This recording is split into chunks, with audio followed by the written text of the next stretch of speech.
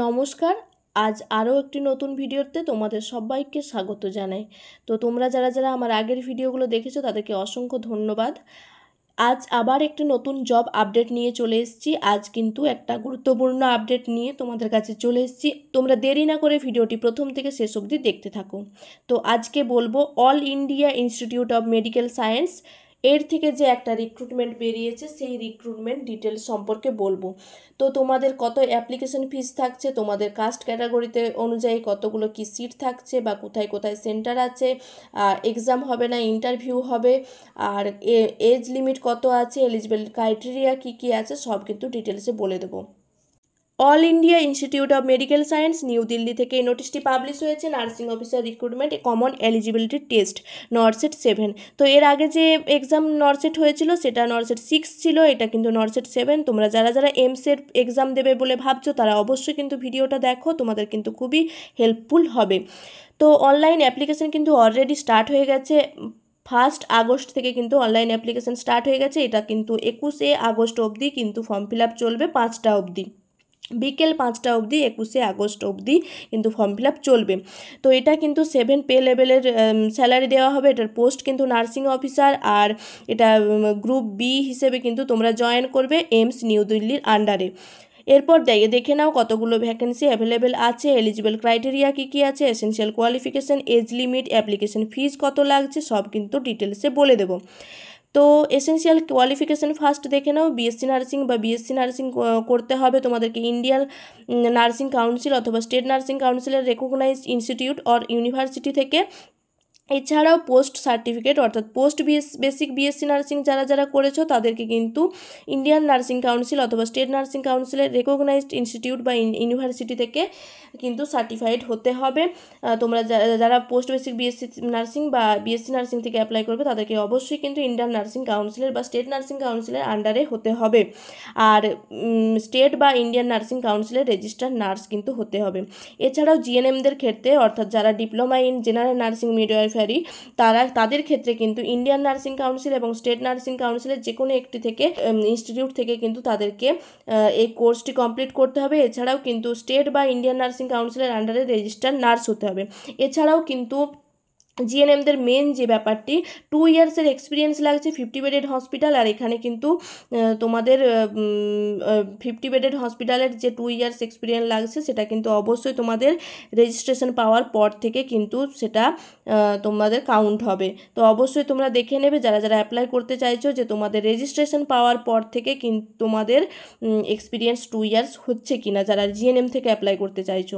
এরপর দেখে নাও age limit কিন্তু 18 বছরের থেকে 30 বছরের মধ্যে তোমরা ফর্ম ফিল আপ করতে পারছো।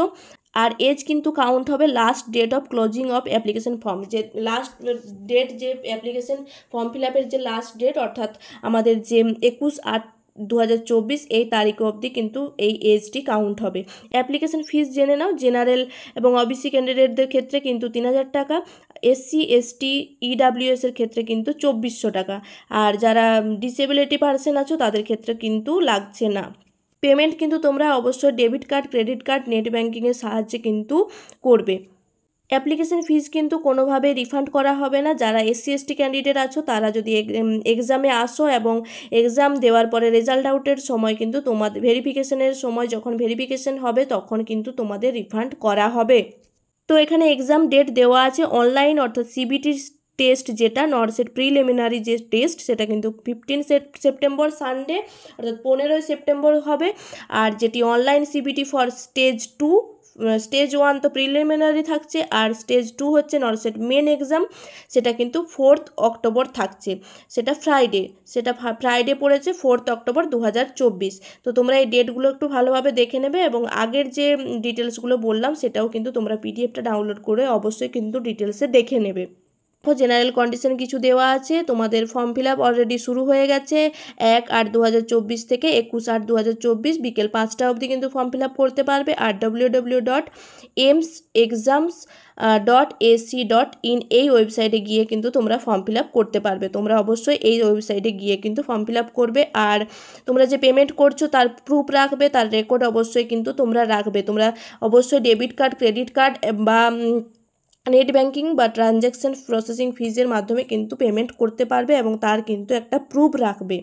ক্যান্ডিডেটদেরকে বারবার বলা হচ্ছে তারা যেন নিজেদের এলিজিবিলিটি নিজেরা চেক করে নেয়, তারপর কিন্তু ফর্ম ফিল আপ করে। যাদের যাদের ফর্ম ফিল আপ করার সময় কোনো রকম ভুল হয়ে যাবে বা মিস্টেক হয়ে যাবে, সেক্ষেত্রে কিন্তু এডিটের তারা ডেট দেবে 22/8/2024 থেকে 24/8/2024 এই ডেটের মধ্যে কিন্তু তোমরা কারেকশন করে নিতে পারবে বা এডিট করে নিতে পারবে। তো তোমাদের ফর্ম ফিল আপ শেষ হচ্ছে 21/8/2024 বিকেল 5টার সময়। তোমরা তার পরের দিন থেকে অর্থাৎ 22 তারিখ থেকেই কিন্তু তোমরা এডিটের অপশান পেয়ে যাচ্ছ। অনলাইন অ্যাপ্লিকেশন পোর্টাল কিন্তু ক্লোজ হয়ে যাবে 21/8/2024 বিকেল 5টার সময়। তোমরা যারা যারা ফেল করবে অ্যাপ্লিকেশন করতে বা তোমাদের পেমেন্ট প্রসেস কমপ্লিট হবে না, তাদের কিন্তু ফর্ম রিজেক্ট হয়ে যাবে। এখানে যে ফটো, সিগনেচার, থাম্ব ইমপ্রেশন এগুলো যে আপলোড করতে হবে, সেখানে কিন্তু আপলোড ইমেজ ইনস্ট্রাকশন এই পিডিএফের মধ্যে তোমরা পেয়ে যাবে। সেখানে কিন্তু খুব ভালোভাবে দেওয়া আছে কিভাবে কি পোস্ট করতে হবে, কিভাবে আপলোড করতে হবে ডকুমেন্টগুলো, সেগুলো খুব ভালোভাবে দেখে নেবে। তারপর কিন্তু এই যে ফটো, সিগনেচার এবং থাম্ব ইমপ্রেশন তোমরা কিন্তু আপলোড করবে। নিচে কিন্তু খুব ভালোভাবে দেওয়া আছে আপলোড ইমেজ ইনস্ট্রাকশন, সেখানে কিন্তু খুব ভালোভাবে দেখে নিও। এছাড়াও দেখে নাও এখানে এজ রিল্যাক্সেশন দেওয়া আছে। তোমরা এটা যাদের যাদের এজ রিল্যাক্সেশন দরকার তারা অবশ্যই খুব ভালোভাবে দেখে নেবে। SC STদের জন্য 5 ইয়ার, ওবিসিদের জন্য 3 ইয়ার, PWBD 10 ইয়ার্স, আদার্স সব কিছু দেওয়া আছে খুব ভালোভাবে ডিটেলসে, তোমরা দেখে নিও। এজ রিল্যাক্সেশন দেওয়া আছে। কাস্ট ক্যাটাগরি সম্বন্ধেও অনেক ডিটেলস এখানে দেওয়া আছে। যাদের যাদের কাস্ট ক্যাটাগরি আছে তারা অবশ্যই কিন্তু ভালোভাবে ফর্মটা ফিল আপ করবে এবং তাদের যেসব ক্রাইটেরিয়াগুলো বলেছে সেগুলো কিন্তু অবশ্যই ফুলফিল করবে। এছাড়াও এখানে স্ক্রাইব এবং কম্পেনসেটরি টাইমের রুলস দেওয়া আছে। এছাড়াও এলিজিবিলিটি স্ক্রাইব এবং কম্পেনসেটরি টাইম দেওয়া আছে।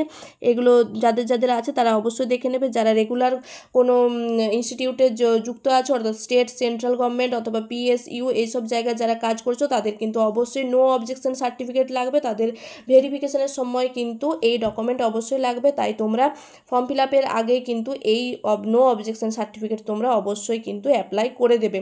তোমাদের যারা যারা রেগুলার জবের সাথে যুক্ত আছো তাদের কিন্তু অবশ্যই নো অবজেকশন সার্টিফিকেট লাগবে। নেক্সট এক্সাম প্যাটার্ন দু টাইপের এক্সাম হবে। স্টেজ 1 নরসেট প্রিলিমিনারি আর স্টেজ 2 নরসেট মেন।